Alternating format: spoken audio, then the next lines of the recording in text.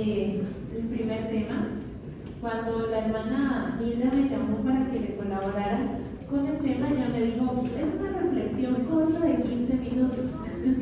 Y yo, ok, ya sé de qué voy a hablar. Tengo una reflexión corta que me gusta compartir.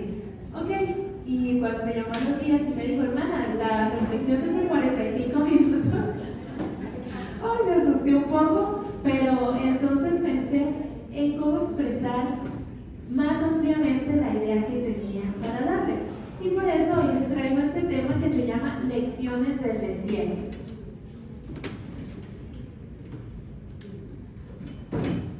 Bueno, Mitzi es una joven adolescente de los suburbios de Minneapolis que con 13 años, en un día del 2 de abril del 2022, saltó furiosa del sillón de la casa y salió corriendo de su casa. Cruzó una puerta corrediza, recorrió el patio, atravesó el jardín trasero y se internó en el bosque. Mitzi solía ver una serie de anime que se llamaba Danganronpa. ¿Sí? Esta serie se basaba en un tipo de escuela donde el profesor era un oso malvado que los obligaba, para poder graduarse tenían que asesinar a uno de sus compañeros. Ella, una noche después de cenar, estaba en el piso de arriba en su cuarto y se lesionó los tobillos con unas tijeras. Se enojó, dice que ella se enojó con ella misma porque no pudo hacer una tarea, porque no tuvo tiempo de hacerla. Y pensó, el dolor se siente bien, como si fuera mejor sentir esto que sentir ese estrés por no haber hecho su tarea. Mitzi no recuerda de dónde surgió esta idea de hacerse daño, pero solamente pensaba en hacerlo. Estudios indican que las visitas a las salas de emergencias por lesiones autoinfligidas de niños y adolescentes aumentaron considerablemente en la última década, siendo las mujeres las más afectadas. Y los índices de tabaquismo, drogas, alcohol y sexo disminuyeron entre los estudiantes de secundaria en esta última década. Una excepción notable fue el aumento del uso excesivo de teléfonos inteligentes y computadoras en la última década. Los sentimientos de tristeza y desesperanza aumentaron en esa misma década y los pensamientos suicidas se incrementaron, siendo las mujeres las más afectadas. Nita, de 60 años, dice que cuando ella tenía 33 años estaba en su casa y vinieron a su mente esos pensamientos y ideó la forma de quitarse la vida. Ella dice que quería entrar al garage y encender el auto y ahí respirar ese humo hasta morir. Pero se quedó dormida y gracias a Dios recibe una llamada y es de su terapeuta y le dice, faltaste a la cita de hoy, ¿por qué no viniste? Y ella salió corriendo para su cita a hablar con él y encontró en él esa ayuda que necesitaba, encontró ese soporte y se internó en una clínica para poder superar este momento de depresión. La Organización Mundial de la Salud dice que la depresión es un flagelo que afecta más a las mujeres, afecta a cualquiera, pero mucho más a las mujeres. Quienes han vivido abusos, pérdidas graves u otros eventos estresantes tienen más probabilidades de sufrirla y las mujeres son más propensas que los hombres. ¿Cómo identificar los síntomas de depresión y cuándo necesito buscar ayuda? En un episodio depresivo, la persona experimenta un estado de ánimo deprimido, sea tristeza, irritabilidad, sensación de vacío o una pérdida del placer o del interés por actividades. Muchas veces confundimos esto con nuestro periodo, con la menopausia, con eventos que pasan en nuestro organismo, pero estos episodios abarcan mucha más parte del día, casi todos los días durante al menos 2 semanas. ¿Cuáles son esas características? Pueden ser dificultad para concentrarse, un sentido de culpa excesiva o baja autoestima, falta de esperanza acerca del futuro, pensamientos de muerte, alteraciones del sueño, cambios del apetito, sensación o cansancio y falta de energía. Hermanas, ayer cumplí 35 años de edad. Y en este desierto, en mi camino de la vida, he experimentado muchísimas cosas, muchísimos cambios fuertes y grandes desafíos que me han llevado a la depresión. Incluso, más aún, han afectado mi fe y mi paz mental. Pero hoy quiero presentarles algunos secretos de cómo salir del desierto de la duda, de la depresión y de la ansiedad. En el libro que leímos, nuestra certificación, Hijas de Dios, dice: quizá no todos los días sean claros y gozosos, pero no se angustie por ello. Espere y confíe demostrando su fe, mansedumbre y paciencia. Aún ahora, su vida puede ser una lección para todos, mostrándoles que se puede ser feliz a pesar de la aflicción y la pérdida de las fuerzas.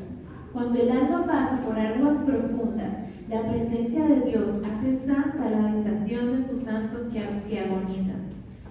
Su paciente espera y su constante gozo muestran que tiene la ayuda de un poder invisible, y eso es un poderoso testimonio en favor del cristianismo y del Salvador que se ama. Estas pruebas tienen un poder transformador para refinar, ennoblecer, purificar y capacitar para las mansiones eternas. Detrás de cada sonrisa, detrás de cada foto agradable en el Facebook o en las redes sociales, hay grandes batallas personales en donde he visto la mano de Dios actuando, he visto la mano de Dios dirigiendo mi vida. Y en mi experiencia personal, he visto cómo el pueblo de Israel en el desierto fue dirigido de la misma forma.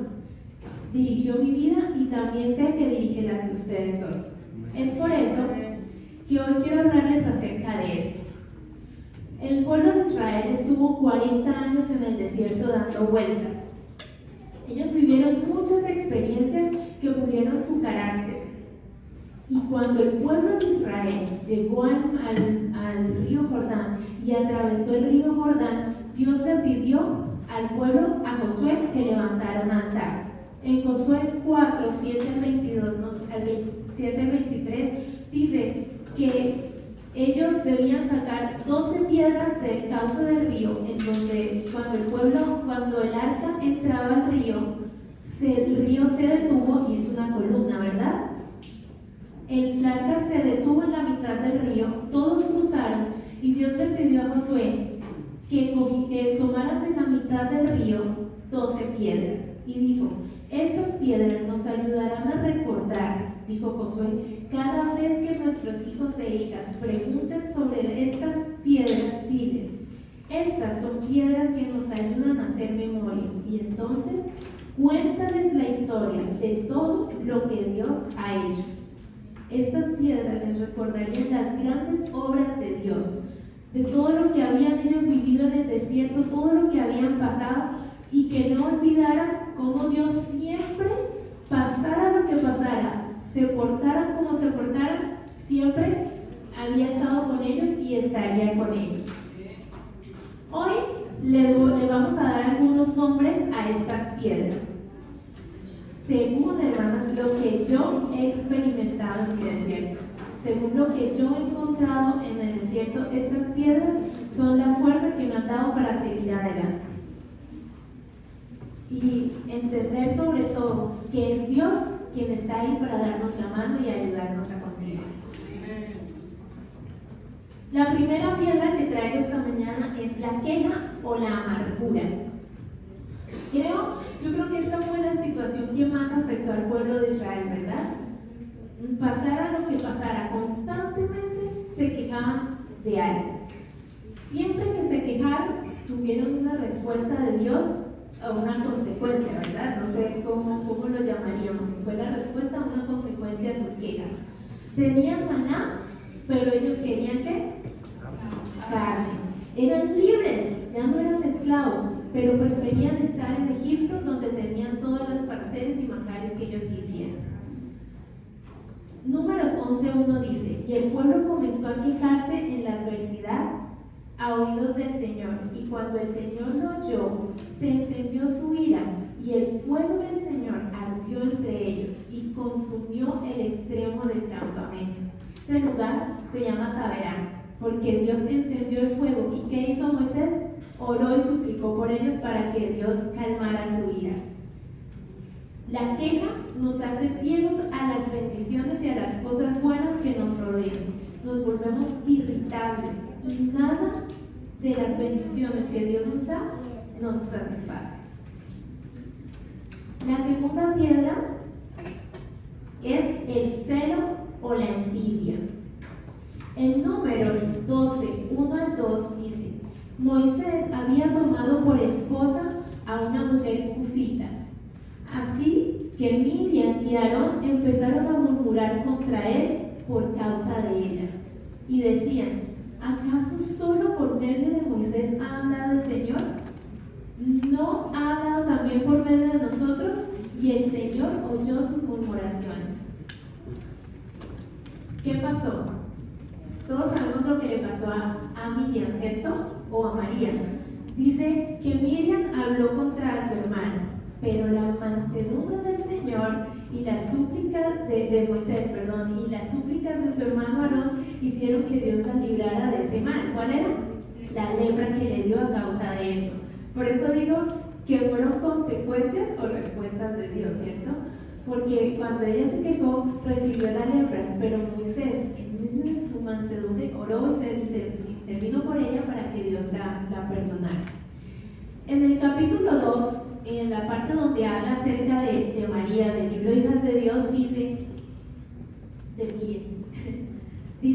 que la envidia es una de las peores características satánicas que pueden existir en el corazón humano y es una de las más funestas en sus consecuencias. Recordemos que fue la envidia la que causó la primera discordia en el cielo y el albergarla ha obrado males indecibles entre los hombres. Los celos, hermanos, nos llevan a ver solo lo que queremos. Los celos son egoístas y enfermizos. Miriam necesitó esta prueba para aprender su lección, para entender que hablar de su hermano, hablar de su esposa y desear ese puesto que él tenía, porque decía: Dios también anda con nosotros también lo escuchamos, porque solo tú. Eso la llevó, esta prueba la llevó a entender que lo que Dios quería no era lo correcto. Pues no sufrió consecuencias graves como lo que le pasó a Coré. Recuerdan que Coré murió con todos los que siguieron con él. Bueno, la tercera piedra es la libertad. El pueblo de Israel era libre. Dios los había sacado de la esclavitud, pero encontró otros asuntos para seguir siendo esclavos. Ellos deseaban aún seguir en Egipto, y esa esclavitud la encontraron en el celo, en la envidia, en la crítica. Ellos eran esclavos de eso, no eran felices porque no veían las bendiciones que Dios estaba derramando sobre ellos.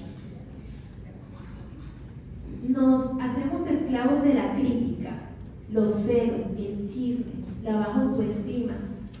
En Dios, hermanos, podemos dejar todo eso atrás y ser libres. Pero, hermanas, si no aceptamos que somos esclavas de estas cosas, no podremos ser libres, porque no podemos desear la libertad si no sentimos que somos esclavos. En Gálatas 5:1 dice: Cristo nos libertó para que vivamos en libertad. Por lo tanto, manténganse firmes y no se sometan nuevamente al yugo de la esclavitud. Así es que, hermanas, les invito para que nos evaluemos y miremos qué cosas nos están haciendo esclavas. La siguiente piedra es el agradecimiento. En Éxodo 15, del capítulo 1 hasta el 25, encontramos el cántico de Moisés. Moisés y Miriam expresaron cantos de alabanza y agradecimiento a Dios por haberlos liberado de la opresión de Egipto. Ellos acababan de cruzar el Mar Rojo, vieron cómo el ejército egipcio fue consumido por las aguas y empezaron a cantar alabanzas al Señor. Y dice en el versículo 2 del capítulo 15, el Señor es mi fuerza y mi canción, Él es mi salvación, Él es mi Dios y lo alabaré, Él es Dios de mi Padre y lo enalteceré. Primera Tesalonicenses 5, 16 al 18 dice, estén siempre alegres, oren sin cesar, den gracias a Dios en toda situación, porque esta es su voluntad para ustedes en Cristo Jesús. ¿Y saben ustedes por qué es su voluntad? Porque es la voluntad de que nosotros agradezcamos. Los beneficios del agradecimiento son, las investigaciones muestran que las personas agradecidas tienden a ser saludables y felices, exhiben niveles más bajos de estrés y depresión, lidian mejor con la adversidad y duermen mucho mejor. Tienden a ser más felices y más satisfechos con la vida. Incluso sus parejas tienden a estar más contentas con sus relaciones. Quizá cuando estamos más enfocados en las cosas buenas que disfrutamos en la vida, tenemos más por lo que vivir y tendremos a cuidarnos mejor a nosotros mismos y a los demás. Agradecer nos ayuda también en nuestra siguiente, lo que yo llamo nuestra siguiente piedra, y es la salud, ¿cierto? Dios alimentaba al pueblo de Israel, les daba comida que era buena para ellos, les daba maná, que era saludable, era pan del cielo, pero ellos desearon siempre los manjares de Egipto y se quejaron por eso. Así que Dios cumplió sus súplicas, se cansó de sus quejas, y entonces les dijo, está bien, les voy a dar carne, ¿quieren carne? Coman carne. Y les envió, ¿qué? Codornices. Dicen que fue una nube, una ola de codornices, que era tanta codorniz que cayó alrededor del campamento que alcanzaba hasta 1 metro de altura la cantidad de codornices. Y además la distancia era como de 1 día de camino. O sea, imagínense cuánta carne tenían. Repartieron por todo el campamento y comieron codornices, como dicen en mi tierra, hasta que les salió por las orejas. Tanto que murieron algunas personas, muchas personas murieron en esa ocasión de tanto comer carne. En Éxodo 15, 26 dice, les dijo, yo soy el Señor su Dios, si escuchan mi voz y hacen lo que yo considero justo, y si cumplen mis mandamientos y estatutos, no traeré sobre ustedes ninguna de las enfermedades que traje a los egipcios. Yo soy el Señor que les devuelve la salud. Muchas de nuestras enfermedades son causa de la forma en que nos alimentamos. Y creo que aquí todas nosotros sabemos eso, ¿verdad? Todas somos conscientes de que la forma en cómo nos alimentamos, cómo nos comportamos, afecta a nuestra salud. Los medicamentos que tomamos nos ayudan, alivian el dolor, pero tengamos presentes y seamos conscientes de que la forma en cómo nosotros comemos es lo que nos va a librar de estas enfermedades. Ahora, si no las tenemos, o en un futuro para poder superarlas. La mejor forma es volver a ¿qué? A la dieta de el Edén, ¿cierto? Bueno, y por eso seguimos a nuestra siguiente piedra, que es la obediencia completa.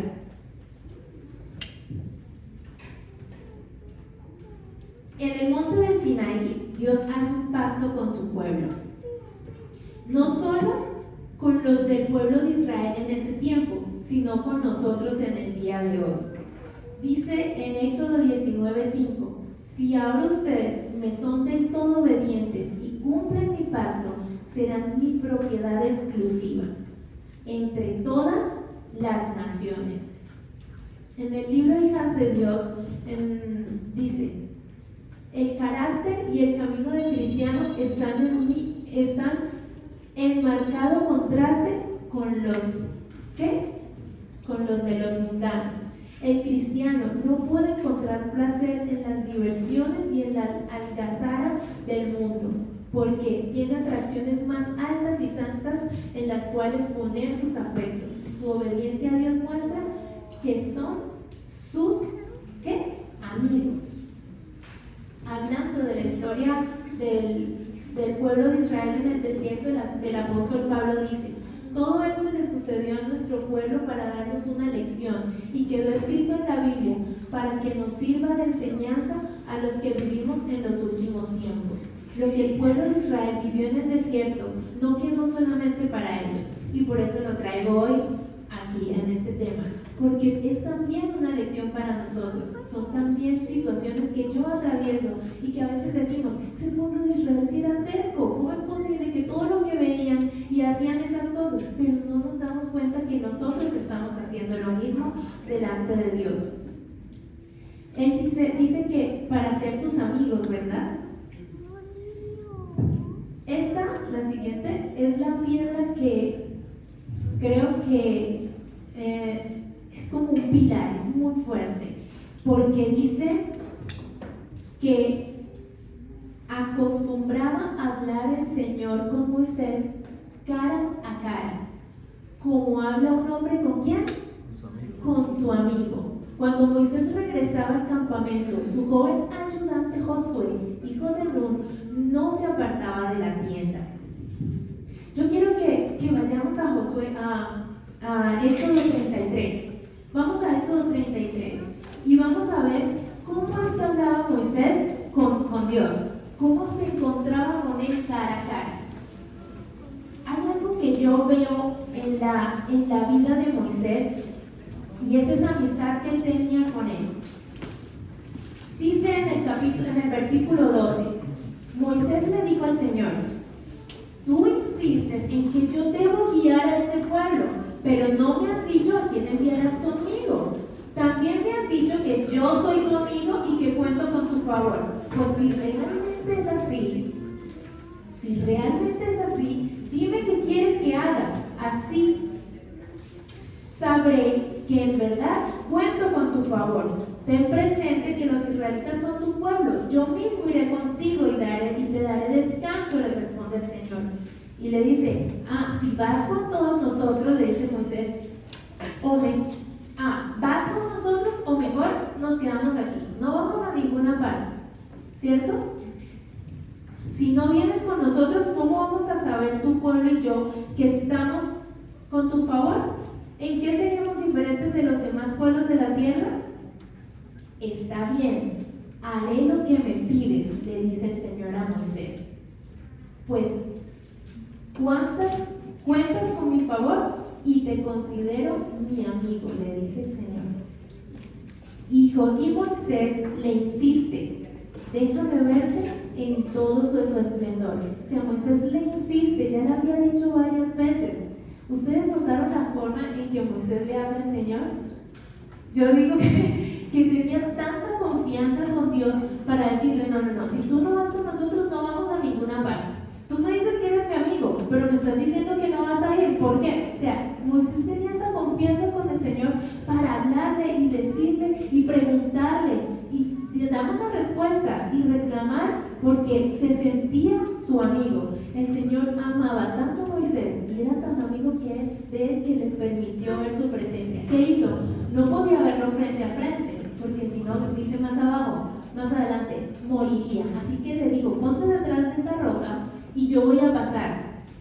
Tú me vas a ver como por una rendijita, me vas a ver, y cuando yo pase voy a poner mi mano para que no veas mi rostro, solamente vas a ver mi espalda. Y el Señor lo hizo, le mostró a Moisés su presencia. O sea, él estuvo enfrente de él, tanto que cuando llegó al pueblo, ¿qué pasaba con su rostro? Resplandecía. Esa, hermanas, es la confianza que debemos tener con Dios al orar. Hablemos con Él de corazón, con sinceridad. Digámosle: Señor, hoy estoy feliz, hoy me pasó esto y esto y esto, y fui y vine y me dieron. Hoy, Señor, hoy estoy enojada, me encontré con esto, me pasó esto, me llamó tal persona y me dijo: estoy enojada hoy. Ay, Señor, hoy estoy triste. Digámosle de corazón lo que sentimos. ¿Ustedes creen que Él no sabe? Él sabe lo que nosotros nos pasa, ¿cierto? Él nos ve cada día todo lo que vivimos en el día, pero Él quiere tener esa confianza con nosotros, quiere ser nuestro amigo y que le contemos y hablemos con Él como un amigo.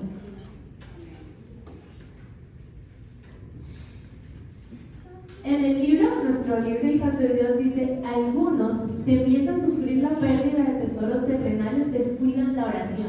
Nos preocupamos más por las cosas que tenemos aquí y nos olvidamos de esa comunión con Dios y de que el Señor nos está llamando para hacer su labor, ¿cierto?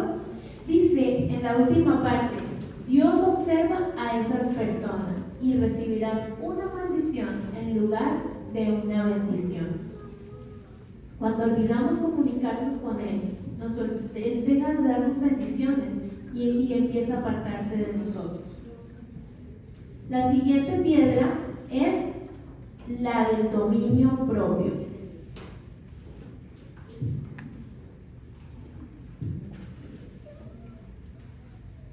Al estar frente a las murallas de Jericó, los israelitas, los dos espías, recuerdan que escogieron dos espías para ir a mirar las ciudades. Cuando ellos vieron esas murallas, dijeron: nosotros no vamos a poder ir no, esas murallas son altísimas, no vamos a poder, nos van a destruir. La función de una muralla, ¿cuál es? Proteger la ciudad que está adentro, ¿verdad? Estas de aquí son una parte de las murallas de Cartagena de Indias. Esta es mi ciudad natal. En una época, Cartagena era constantemente atacada por piratas porque Cartagena era un puerto de donde salían todas las riquezas que los españoles lograban conseguir en el continente y eran enviadas desde Cartagena. Entonces los piratas venían y atacaban los barcos y atacaban la ciudad para robar todas esas riquezas, el oro, los diamantes y todo lo que conseguían del continente. Entonces, después de tantas derrotas, tantos saqueos, la corona española decidió iniciar la construcción de las murallas de Cartagena. Es una edificación espectacular. ¿Quiénes han podido estar en Cartagena? Hermosa, ¿cierto? Es imponente ver estas murallas. Cuando se terminaron las murallas, empezaron a ver los resultados, empezaron a tener victorias y protegían todas sus riquezas y todo lo que ellos querían enviar hacia España. Entonces, una persona, hermanas, que no es capaz de controlar sus emociones, sus pensamientos y reacciones, está indefensa a ser atacada y perder la batalla. Muchas veces nos dicen algo, nos encendemos como pólvora. Muchas veces decimos: es que yo soy así. Esa es mi forma de hablar, yo soy directa, pero no entendemos que cuando no controlamos cuando no tenemos el dominio propio de nuestras palabras y nuestras acciones, estamos perdiendo una batalla, porque vamos a perder de la otra persona el respeto, vamos a perder grandes cosas de la otra persona. En Proverbios 16:32 dice: es mejor ser paciente que poderoso. Mejor es dominarse a uno mismo que conquistar una ciudad. La siguiente piedra es la confianza en Dios. Dice: entonces Caleb hizo callar al pueblo delante de Moisés y dijo: subamos luego y tomemos posesión de ella, porque más poderosos somos nosotros que ellos. Josué había visto el mar rojo abrirse, al igual que todo el pueblo. Había visto a los egipcios morir, había visto el agua salir de la roca, había visto todos los días la nube que los guiaba y les daba sombra y calor. Él vio y confió sin dudar. Josué no tenía miedo, porque él confiaba en quien iba delante de él. Ejercer la fe es confiar en que el Señor sabe lo que hace contigo y que lo logrará por tu bien eterno, aun cuando tú no entiendas cómo lo va a hacer. La siguiente piedra es esta: la protección de Dios. No vayas con ellos ni maldigas a ese pueblo, porque es un pueblo bendito. Números 22:12. ¿Recuerdan esta historia? ¿Cuál es esta parte? Balaam. fuera y maldijera al pueblo de Israel porque estaba ganando territorio y no quería que los atacaran. Entonces le pide a Balaam que vaya y los maldiga. Pero en lugar de ir y de maldecirlos, Balaam declaró 7 bendiciones en nombre de Dios al pueblo. Ellos no sabían lo que estaba pasando en las montañas. Ellos no sabían que Dios estaba diciéndole a Balaam: no vas a maldecir a mi pueblo, lo vas a bendecir. El pueblo de Israel estaba ahí abajo quejándose y diciendo que por qué habían salido de Egipto, que preferían estar en Egipto que morir en el desierto. Y Dios estaba allá afuera enviando bendiciones sobre ellos. Nos volvemos ciegos, no vemos las bendiciones que Dios tiene para nosotros. Pero pase lo que pase, no importa cuántas veces nos quejemos, el Señor está ahí para protegernos y para derramar bendiciones sobre nosotros. Solo tenemos que verlas. Aunque sean pequeñas o muy grandes como las queramos ver, siempre está el Señor ahí para bendecirnos. La siguiente piedra es el liderazgo. En Josué, aquí empieza el liderazgo de Josué. Dice: como mi siervo Moisés ha muerto, ahora eres tú quien debe cruzar el río Jordán con todo el pueblo de Israel para ir a la tierra que voy a darle a ustedes. Solo te pido, le dice Dios, solo te pido que seas fuerte y muy valiente. ¿Por qué? Para obedecer toda la ley que mi siervo Moisés te ordenó. No te apartes de ella ni a la derecha ni a la izquierda. Solo así tendrás éxito donde quiera que vayas. Esfuérzate y sé valiente, le dice el Señor. Y se lo repite varias veces en el capítulo, se lo repite todo el tiempo: esfuérzate y sé valiente. Y es lo que el Señor nos pide hoy, a nosotras, como mujeres. Él no nos pide títulos universitarios, Él no nos pide maestrías, no nos pide doctorados, pide que le sirvamos a Él. Solo nos pide que seamos fuertes y valientes para guardar su ley, y Él nos dará éxito donde quiera que vayamos. Sé que se acercan los nombramientos en nuestras iglesias, ¿cierto? Y muchos de nosotros nos van a llamar: ¿se anima a tener este cargo? El Señor nos está pidiendo que seamos valientes y aceptemos su llamado, que aceptemos el llamado que tiene para cada una de nosotras. Encontramos en el libro Joyas de los Testimonios, que está recopilado también aquí en el libro Hijas de Dios, todas las mujeres que trabajan para Dios tienen que reunir los atributos de Marta y de María: una disposición a servir y un sincero amor a la verdad. El yo y el egoísmo deben ser eliminados de la vida. Dios pide obreras fervientes que sean prudentes, cordiales, tiernas y fieles a los buenos principios. Llama mujeres perseverantes que aparten su atención del yo y la convivencia personal y la concentren en Cristo, hablando palabras de verdad, orando por las personas a las cuales tienen acceso, trabajando por la conversión de las almas. Una de las características más fuertes de Josué fue la pureza, y esa es la última piedra. Aún creo que trabajo en esta piedra cada día, intentar tener esa pureza completa que tenía Josué.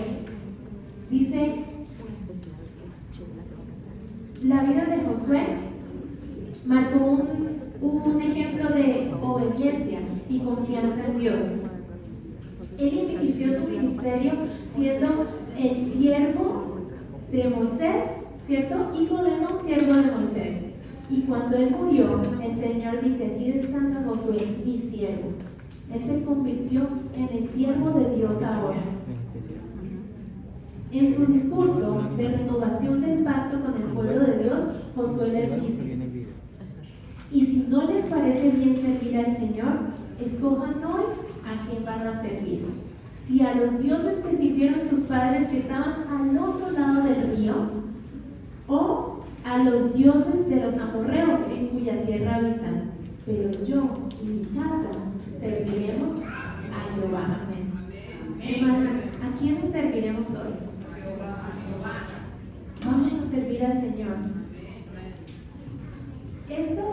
son mis piedras, este es mi desierto, es lo que yo he vivido, es lo que he entendido y lo que he reconocido del pueblo de Israel, de la experiencia del pueblo de Israel en el desierto. Cada una de ellas cada uno de ustedes tiene sus propias piedras. Yo les invito a que reflexionemos en ellas. ¿Cuáles son esas piedras que vamos a construir en nuestro altar, que vamos a poner en nuestro altar? Que vamos a decirle, Señor, hasta aquí me has traído, hasta aquí he llegado. Cada una de ellas representa lo que he vivido en mi vida, lo que he pasado, y tú has estado en cada momento conmigo. Las invito para que nos pongamos de pie y oremos.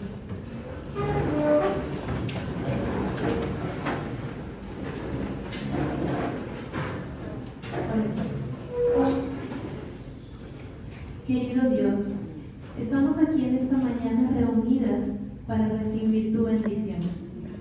Queremos ser libres, Señor, libres de las cosas que nos atan. Tú nos has hecho libres, pero aún nos aferramos a la crítica, a la envidia. Señor, queremos estar en tu presencia. Atravesamos este desierto, Señor, y muchas veces nos equivocamos, nos quejamos, que fallamos, no vemos las bendiciones que tienes para nosotros, pero queremos luchar cada día en contra de eso, con todas nuestras fuerzas. Queremos apartar y quitar nuestras debilidades. Queremos ser tus amigas, Señor. Queremos servirte. Renovamos hoy, Señor, nuestro pacto contigo. Úsanos para tu obra, úsanos en tu causa. Queremos ser valientes y ser vencedoras. Alabamos tu nombre, Señor. En el nombre de Dios oramos.